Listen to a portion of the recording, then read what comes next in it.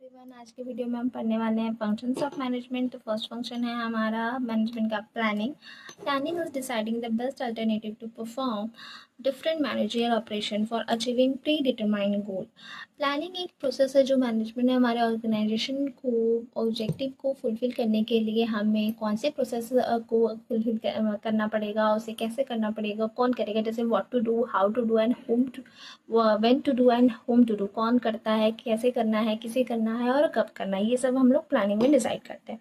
Then आ जाता है planning की process, determination of objective of the enterprises, developing the planning premises, identifying alternative courses of action, evaluation of alternative, selecting the best possible alternative, implementation of the plan, follow up action।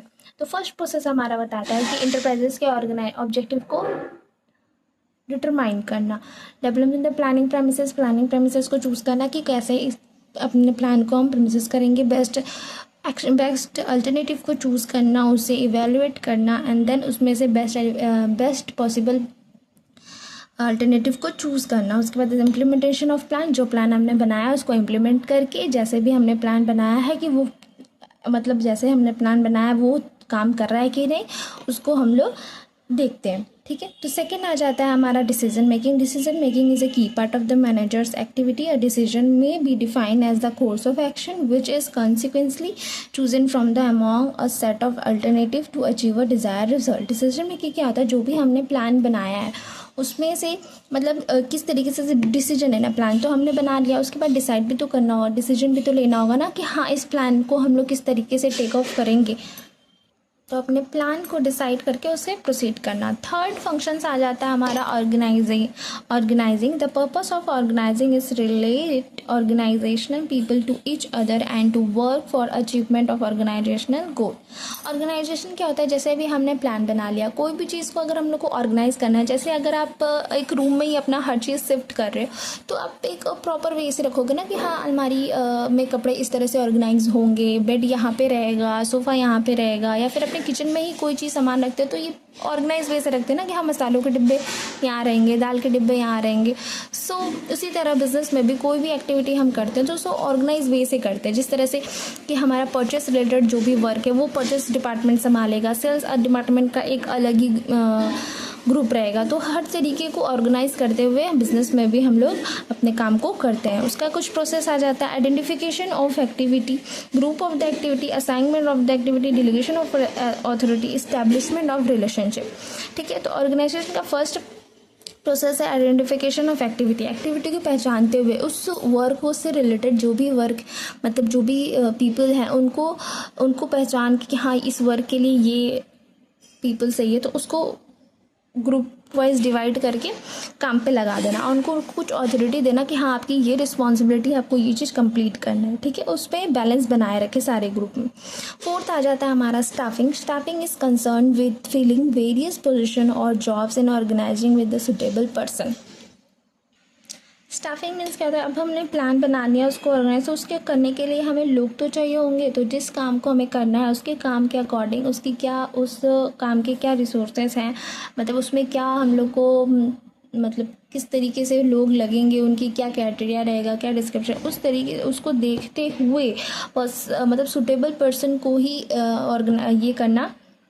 That means कि job की क्या requirement है उसके according ही उस position पे people को उस पे ही उसको हायर करना। ठीक है, तो स्टाफिंग के भी प्रोसेस है। Human resource planning, recruitment, selection, placement and inductions, training and development, appraisal, promotion, remuneration और कंपोजिशन। फर्स्ट स्टाफिंग में प्रोसेस क्या होता है, पहले तो हम लोग जॉब के अकॉर्डिंग इंटरव्यूज़ रखते हैं जिसमें हम लोग सिलेक्शन करते हैं, सिलेक्शन नहीं, रिक्रूटमेंट करते हैं। ठीक है, तो मतलब पहले हम लोग इंटरव्यूज़ रखते हैं, उसमें से हम लोग उनके इंटरव्यूज़ लेते हैं, उसमें से जो भी पर्सन उस जॉब के लिए उस पोजीशन के लिए सुटेबल है उसको रिक्रूटमेंट दिया जाता है, फिर उसका सिलेक्शन होता है, फिर सिलेक्शन के बाद उसको प्लेसमेंट दिया जाता है, ट्रेनिंग होता है, अगर उसको ट्रेनिंग एंड की ज़रूरत है उसको ट्रेनिंग करके हम लोग उसको उस जॉब के लिए हायर करते हैं, देन उसके रेम्यूनरेशन होता है लास्ट प्रोसेस में।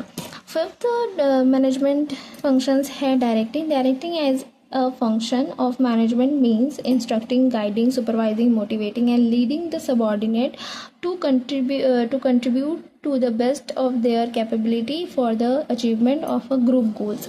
डायरेक्टिंग मीन्स क्या होता है कि मतलब जैसे कि हमने लोग तो ढूंढ लिए, जॉब पे रख लिया, ठीक है, अब उसको डायरेक्ट करना, कि उसको गाइडेंस करना कि वो सही से काम कर रहा है या कि नहीं, उसको सुपरवाइज करना, उसको अगर डिमोटिवेट हो रहा है तो उसको मोटिवेट करना कि हाँ आप अच्छे से काम करो, ठीक है, उसको हमेशा एक गाइडेंस प्रोवाइड करना जिससे कि हमारा जो ग्रुप गोल है, जो हमारा पूरे ऑर्गेनाइजेशन का गोल है, वो फुलफिल हो.